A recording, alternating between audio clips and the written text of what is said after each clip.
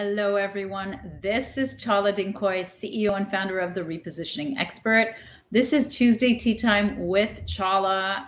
We are talking about how to prep for a sales meeting, and wouldn't you know it, so timely because one of my clients is prepping for a big one, very exciting one, huge company. And we are pulling out all the stops and we are doing all the background work that we need to.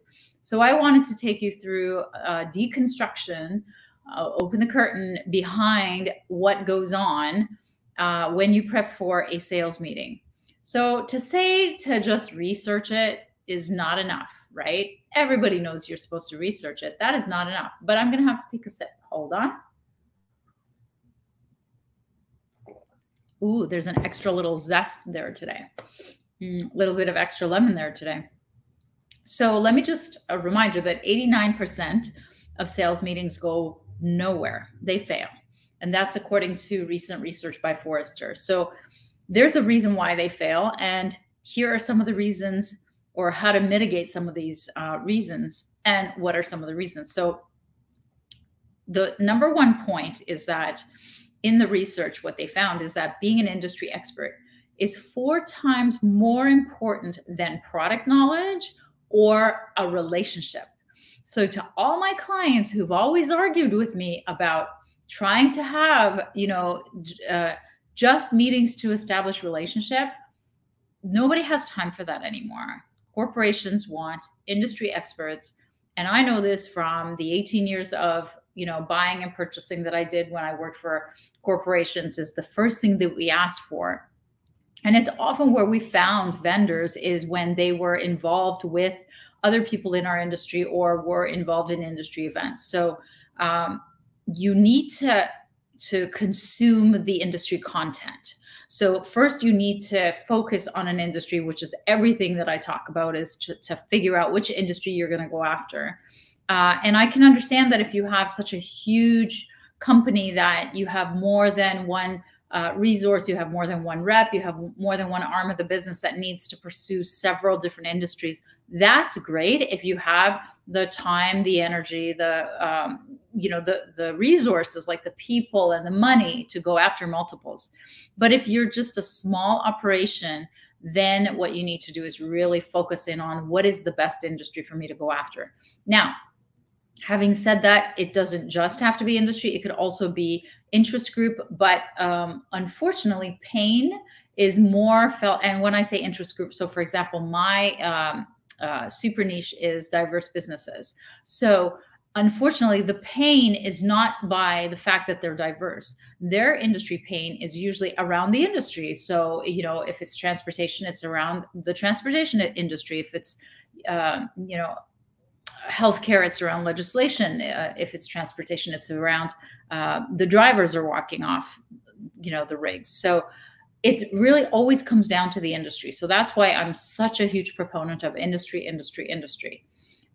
So in order to prepare properly for a corporate sales meeting, I would want my clients to consume continually, because they're already niched in this, any kind of, video, audio, presentation, lecture, anything that was, any kind of legislation that's recently happened, any commentators that are commenting about what's happening in the industry.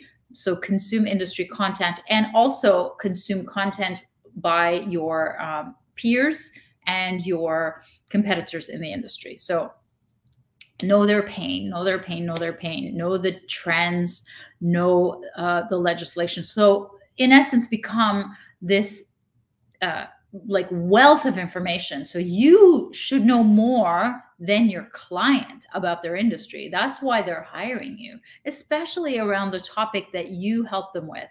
You need to know more than they do in their industry, and you need to be teaching them. Did you know that this is what others are doing in your situation, in your industry, about this problem? Did you know that this is what the solution could be that we could bring to this industry problem? So these things are hugely influential. And as you just heard, being an industry expert is 4 times more important than knowing the product or having a relationship. Okay, so the number two way not to get shot down at this, to prepare well for a sales meeting is to dig into. So once you focus in on the industry, now it's to dig into the company's information. So I want you to look at their annual report, their press release. I want you to Google them. I want you to look at the news that they've put out. I want you to look at news that's been written about them. I want you to look at their own posts that they've posted internally. And what you're looking for here is problems. And what you're looking for is if they don't have problems and they're in hyper growth, you're looking for signals of growth. So is it like the industry itself is growing? Is it that the company itself is growing faster than the industry? Is there some legislation that's affecting this growth? Like the government grants are a huge way to grow industries sometimes when they decide to support like one arm of the economy and they focus on an industry. Like these things are huge. So you dig into the company's information. When I had clients working on, for example, a consumer product, they would consume that consumer product. They would go and count the shelves of where that consumer product was sold so that they can determine, a percentage of distribution and, extrapolate it to a market share. So these are some of the things that I want you to dig into the company. So we started with the industry, get focused on the industry, get into the company. And the next one is to look at is stalk who you'll be meeting with. What do they do? What were they doing in the past? What's the scope of their job?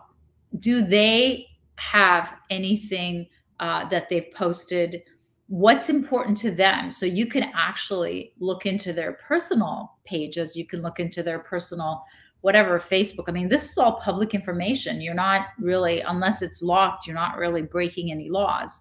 And look at their hobbies. I mean, I recall a client doing this with me. And when we found out that her target was, and she was trying to get into a major, like a top 5 technology company.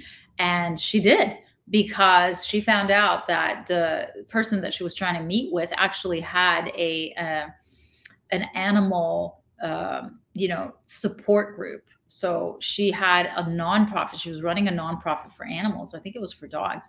And my client's business was doing onesies. So she actually made a onesie for a dog and she sent it over and she got the meeting and then she got the business. So it's all about that. First you go, big industry, then company, and then the person. And you research as much about them as you can. Now, the difficulty in this is increasingly corporate buying teams are like 7 people, like they're up to 7 people on average. So you need to do this work for potentially the person who's leading it or the person who set it up. But if you can, for all of them, information is power. So, and I usually love to reach out before the meeting in some way and comment on whatever they've posted or shared, or just to connect so that they know that I'm doing my homework. And I'll give you an example. I'm about to speak at a Capital One Sage training on tomorrow. And I've had my team reach out to every single person that's going to be on that training because I have the information. And I've had my team reach out to them, connect with them on LinkedIn, and send them a message to say that I'm looking forward to meeting them. My team is also doing this for a targeted list of clients that I have or prospects that I have when I'm going to be speaking in New Orleans next month at the NMSDC conference. So it works, you guys, because even if people don't respond, even if they don't look at it today, once they do see it, it puts you on their radar. Now, it's better if you get on their radar before this one-on-one meeting. In my case, it's a one-to-many meeting. But in this case, you're going to be, you're going to be face-to-face or on Zoom in the same room with them. And you want to get their attention and you want them to know that you're busy thinking about them way before you get there. Okay.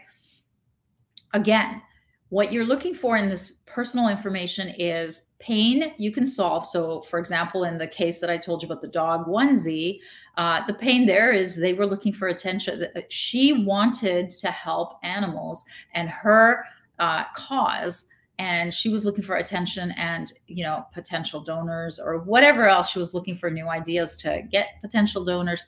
So this was so timely for her. So this was a personal problem for this buyer, but it didn't matter because we got onto her radar. So you're looking for any kind of pain point that you can solve, either for the company, for the buyer's position in that company, or even a personal problem.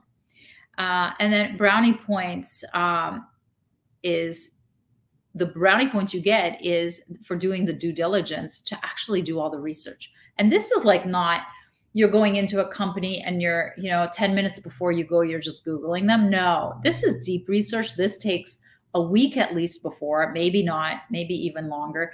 And one of the things that my client is doing actually with respect to finding out what the pain is she's actually calling. We found out that there's 120 of this same position in this company that she's going to be speaking to. So we're trying to find out, well, what is it that they need? What is the pain? So she's actually trying to reach out to at least one or two of these 120 advisors who are at the same level that she would be helping to find out more. It's all about inside information. It's all about, and it's nothing secret or bad. I mean, this is like asking people to give you an informational interview and just being honest and saying, I'm just about to interview with, an executive in your company. And, could you tell me a little bit about what the company does? And so if it's not confidential, of course they can share that with you. But if it, fringes on the borders of privacy, then they won't share that with you. But at least you'll have met someone and they'll tell you whatever they can. And you can be very surprised by a lot of the things that they can tell you. So the next point of how to prepare is go in as a group. Because again, research shows that the larger group of sellers you're meeting with, now increasingly there are a larger number of buyers on the other side. So when you can match the team or even overpower the team, when there's a lot of you going in, those meetings close faster. So remember that. Another point on how to prepare for sales meetings is be clear and control and inform the buyers on the time that you all have together and the flow, which is the agenda. So set it from the start, control it. Don't let anybody hijack it. Don't let one of the buyers, because there's going to be multiple of them, don't let one of them have verbal diarrhea and eat up everybody's time, including yours. And have a very clear idea of what structure you're going to take them through, communicate it to them, and then follow through with that. Like, don't you go overboard and don't you wax on when you've told them that this was a half-hour meeting. Which brings me to the next and last point is, if you have less than 60 minutes, what I suggest you do is just no presentation, no capability presentation, nothing at all, except do the 5 sales questions. And I know I've done, we've talked about the 5 sales questions before, but basically they're asking the prospect, what is their vision with respect to what they do, what the problem is, and then, what is the obstacle to getting to the vision, then what's the consequence and the cost of not being able to overcome this obstacle to get to the vision, and then asking for permission to go through your 3 to 5 step process to help them, and then finally asking them if this is a good fit for them. So that's what I teach my clients about, the 5-step process.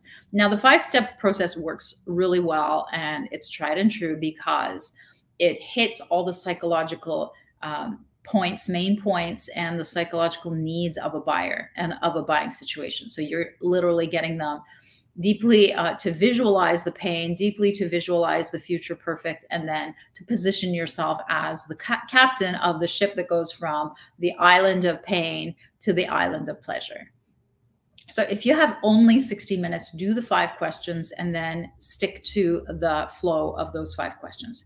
If you have gotten them to carve out 90 minutes, and this is agreed to by everyone, you can actually do a 15 to 20-minute capability presentation, which talks about when do clients call us, what are some of the different things that we do, and then tell stories about how you've solved these problems for other clients similar to the ones in the room in the past and what the results have been.